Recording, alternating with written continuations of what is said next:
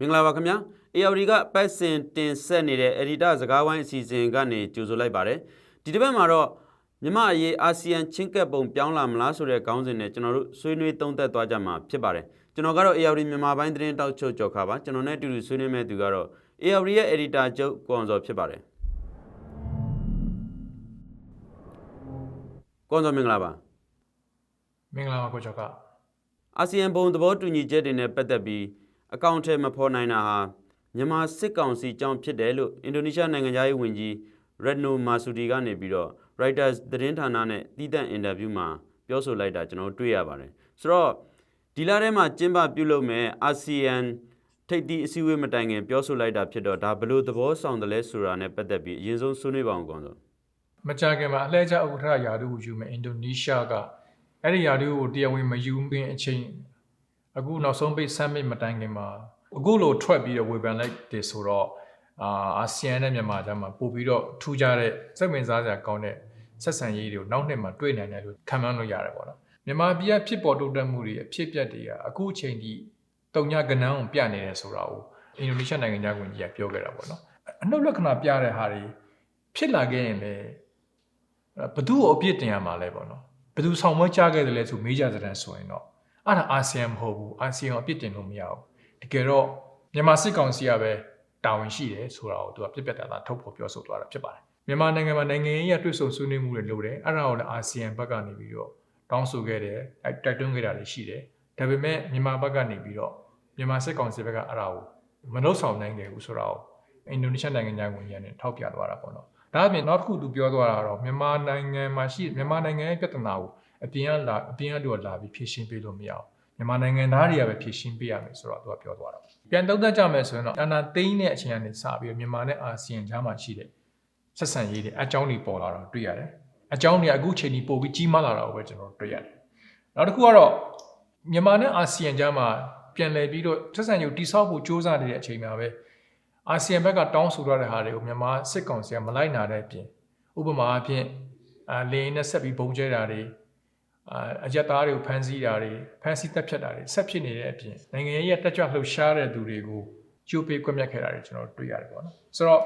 ့အာဆီယံမလိုလားတဲ့စန့်ကျင်ဘက်တွေကိုပဲမြန်မာစစ်ကောင်စီကဆက်လုပ်နေကြတာကိုတွေ့ရတယ်ဒါအပြင်မြန်မာပြည်မှာအာဏာသိမ်းပြီးနောက်ပိုင်းကစပြီး data range မတည်မငြိမ်ဖြစ်မှုတွေရိုက်ခတ်မှုတွေအများကြီးရှိနေတာကလည်းအာဆီယံအတွက်စိုးရိမ်စရာဖြစ်တယ်ဒါအပြင်မြန်မာစစ်ကောင်စီကိုစန့်ကျင်နေတဲ့အဖွဲ့အစည်းတွေကလည်းအခုချိန်ထိအာဏာသိမ်းတာနှစ်နှစ်ပြည့်တော့မယ်အခု February လမှာဆိုရင်အခုလာမယ့် February လမှာဆိုရင်ဒါပေမဲ့သူစန့်ကျင်နေတဲ့အုပ်စုတွေကအခုချိန်ထိစန့်ကျင်နေစေဖြစ်တာကိုကျွန်တော်တို့အားလုံးအထင်သာမြင်နေရတာဖြစ်တယ်ဆိုတော့ဒီပုံစံနဲ့ဆိုရင်တော့ကျွန်တော်တို့တွက်လို့ရတာကတော့အာဆီယံကမြန်မာကိုရွာပြည်မှာပဲဆက်ပြီးထုတ်ထားမယ်လို့သုံးသပ်လို့ရပါတယ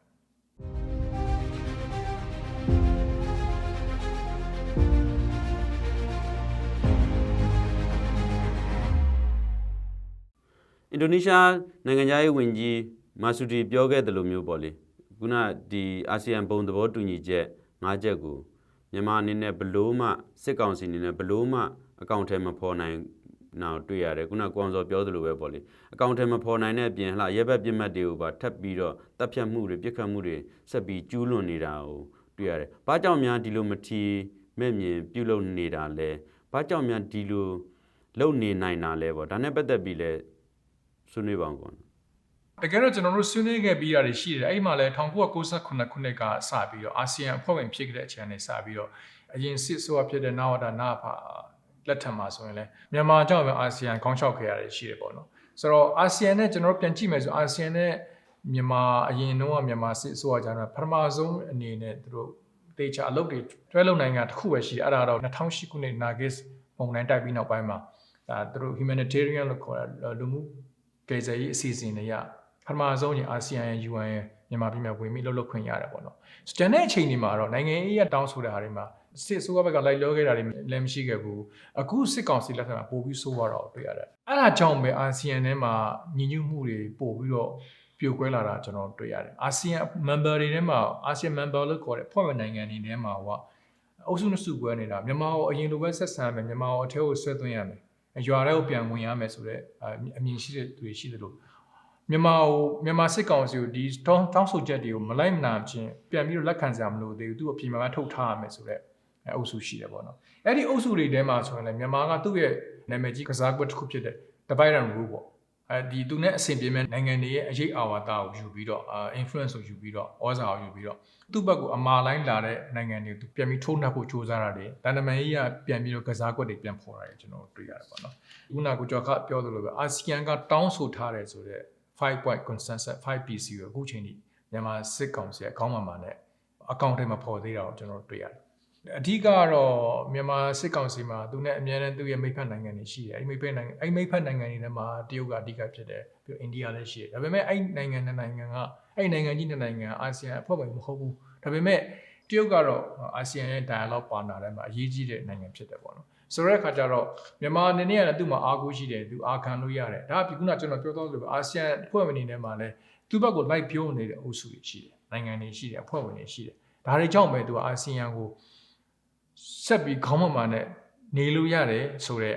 ခေါင်းမမာနဲ့ဆက်ပြီးဆက်ဆံလို့ရတယ်ဆိုတဲ့အမြင်နဲ့ဆက်ဆံနေတာဖြစ်တာပေါ့နော်တကယ်လို့အဲ့ဒီအာဆီယံရဲ့တောင်းဆိုချက်တွေတချို့ကိုပဲလိုက်လျောခဲ့မယ်ဆိုရင်လည်းတကယ်တော့သူ့အတွက်ကအရှုံးတွေပဲရှိတယ်သူ့အတွက်ကအနှုတ်လက္ခဏာတွေပဲရှိတယ်ဘာကြောင့်လဲဆိုတော့သူ့ကိုဆန့်ကျင်တဲ့အုပ်စုကပိုပြီးအင်အားကြီးလာတယ်မြန်မာပြည်သူတွေရဲ့ရာဂိုင်နှုန်းအများစုကအခုအချိန်ဒီစစ်ကောင်စီကိုလက်ခံထားတာမရှိသေးဘူးဆိုတော့ तू ဟာဒီလိုဟာတွေကိုတကယ်ပဲအာဆီယံနဲ့တွဲပြီးလုပ်မယ်ဆိုရင်လည်းအဲ့ဒါကို तू မလုပ်ရဘူး။ဘာကြောင့်လဲဆိုတော့ဒါသူ့ level သူကြိုးကွင်းဆိုလို့ဖြစ်သွားမှာဆိုလို့ပဲဖြစ်တယ်လို့သုံးသပ်လို့ရပါတယ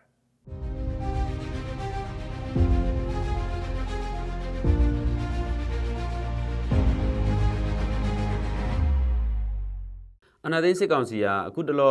နိုင်ငံရေးအကျဉ်းသားတချို့လွှတ်ပေးလာတာတွေ့ရပါတယ်အဲ့ဒီထဲမှာရွေးကောက်ပွဲကော်မရှင်ဥက္ကဋ္ဌဦးလှသိန်းအဖွဲ့ဝင်ဦးမြင့်နိုင်တို့လိုသူမျိုးတွေပါတယ်လို့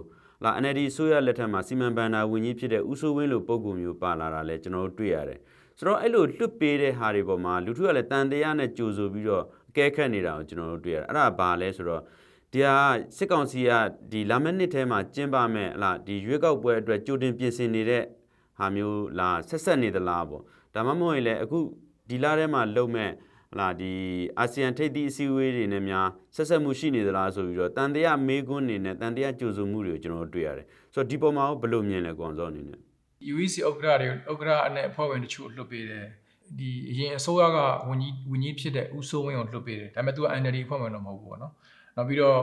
့အနုပညာရှင်တချို့ကိုလွှတ်ပေးတယ်ပေါ့နော်ဒါပေမဲ့ကျွန်တော်ထင်တယ်အဲ့ဒါတွေကအာဆီယံတောင်းဆိုချက်တွေနဲ့ပတ်သက်နေသလားပေါ့နော်အာဆီယံတောင်းဆိုချက်တစ်ခုကဘာလဲဆိုတော့နိုင်ငံရေးအကျဉ်းသားတွေကိုလွှတ်ပေးဖို့ဆိုတဲ့ဟာလည်းပါတာဟုတ်အဲ့ဒီမှာဒေါန်ဆန်းစုကြည်လွှတ်ပေးဆိုတာလည်းပါတာပေါ့နော်ဆိုတော့နောက်တစ်ခုကတော့ election လို့ခေါ်တဲ့ရွေးကောက်ပွဲနောက်နှစ်မှာလုပ်ဖို့အတွက်ဒါသူ့အတွက်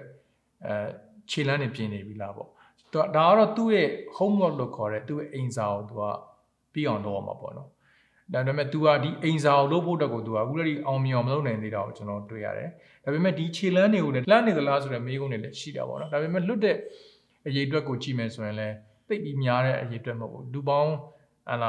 ယာနဲ့ထောင်နဲ့ချီပြီးတော့စတင်ပြီးတော့လွှတ်ပေးမယ်အရေးကြီးတဲ့နိုင်ငံရေးအကျဉ်းသားတွေ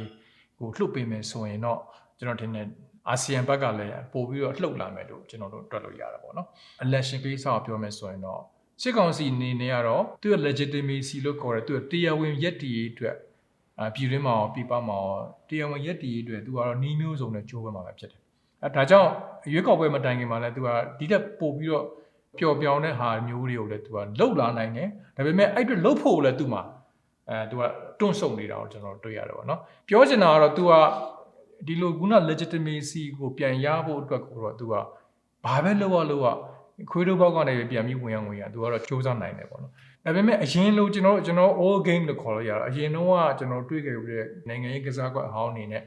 အဲ့လိုပုံစံတွေနဲ့တိုင်းပြည်ချင်းတွေကိုတည်ငြိမ်အောင်စူးစမ်းမယ်စစ်တပ်ကိုအဓိကတည်ပြီးတော့ဆွေးနွေးရမယ်ဆိုတော့ပွဲစားတွေကလည်းပြန်ပြီးတော့ခြေရှုပ်လာတာကိုကျွန်တော်တွေ့ရတယ်ဆိုတော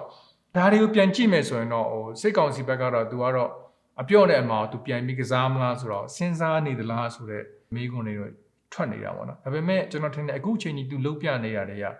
အပေါင်းလက္ခဏာနဲ့ဆိုင်အနှုတ်လက္ခဏာပုံများတယ်လို့ပဲကျွန်တော်သုံးသပ်လို့ရပါတယ်ကမ္ဘောဒီးယားနိုင်ငံဖနွမ်းပင်မြို့မှာဒီလထဲမှာကျင်းပမယ်အာဆီယံထိပ်သီးအစည်းအဝေးမှာမြန်မာနဲ့ပတ်သက်ပြီးတော့ဒီမြန်မာလက်ရှိအချိန်ကြီးစိုးသွမ်းနေတယ်ဆိုပြီးတော့သတ်မှတ်ထားကြတာဆိုတော့မြန်မာနဲ့ပတ်သက်ပြီးတော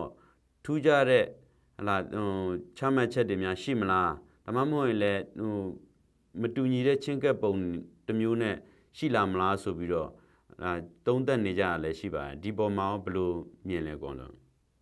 ဘယ်မှာလုံးမဲ့ပွဲနဲ့ပတ်သက်ပြီးတော့အများကြီးပြောလင်းထားလို့တော့မရဘူးပေါ့နော်ကျွန်တော်ထင်တာကတော့ဒီခုနကျွန်တော်ပြော 5PC ကိုသူတို့ဆက်ပြီးတော့ဆွဲကင်ပြီးပြောမယ်နောက်ပြီးတော့ဖြစ်နိုင်ခြေရှိမလားတော့မသိဘူးဘာလဲဆိုတော့ကျွန်တော်တို့အားလုံးဝိုင်းသုံးသပ်နေတာတခုကအခုမှဝင်ကြီးအဆင့်အစည်းအဝေးတွေကိုပါမြန်မာဘက်ကနေလှုပ်တဲ့အခါလက်မခံဖို့အထူးသဖြင့်ကာကွယ်ဝင်ကြီးကအာဆီယံဒေသအတွင်းဆိုင်ရာအစည်းအဝေးတွေကိုတက်လာမယ်ဆိုရင်အခုတက်ခွင့်ပေးနေတာဖြစ်တယ်ဒါပေမဲ့နောက်ပိုင်းကျအဲ့ဒီဝင်ကြီးအဆင့်အစည်းအဝေးတွေကိုပါ short ချမလားဆိုတာမျိုးပေါ့နော်ဒါမျိုးတွေဖြစ်လာနိုင်မလားပေါ့နော်တချို့ကတွေးကြတာမျိုးရှိတယ်အာဆီယံအဖွဲ့ဝင်ဖြစ်ကနေခဏရက်ဆိုင်တာမျိုးပေါ့ဒါပေမဲ့အခုချိန်မှာကအခုအာဆီယံက10နိုင်ငံအဖွဲ့ဝင်10နိုင်ငံနဲ့9နိုင်ငံဖြစ်နေပြီလို့တော့ကျွန်တော်ပြောလို့ရတယ်။ဘာကြောင့်လဲပြောလို့ရပါတယ်။ဘာကြောင့်လဲဆိုတော့သူ့ကိုရွာပြင်ထုတ်ထားတယ်။စစ်ကောင်စီကိုရွာပြင်ထုတ်ထားတဲ့အတွက်ကြောင့်ကျွန်တော်တို့အာဆီယံကလောလောဆယ်တော့သူ့ရဲ့ membership ကိုတော့မှ suspend လုပ်ထားတယ်လို့ကျွန်တော်ပြောလို့ရတာပေါ့နော်။ဒါကြောင့်လဲစစ်ကောင်စီထဲမှာဒီအာဆီယံရဲ့အရေးယူမှုကိုဘယ်လိုတုံ့ပြန်မလဲဆိုတော့အုပ်စုနှစ်စုရှိရလို့ကျွန်တော်တို့တွက်ကြတာရှိတယ်။နံပါတ်1ကတော့ပထမအုပ်စုကတော့အမာလိုင်းပေါ့နော်။အာဆီယံထွက်ရေးမကြည့်ကျွန်တော်တို့တခြားအိမ်ချင်းနိုင်ငံတွေလှုပ်လို့ရတယ်ဆိုတော့မတွက်တဲ့အုပ်စုတစ်စုရှိလို့မဟုတ်ဘူးအာဆီယံကနေထွက်မယ်ဆိုတော့ဒီတဲ့ပို့ပြီးကြီးမားတဲ့အရင်းအနှီးတွေကိုပေးရမှာဖြစ်တယ်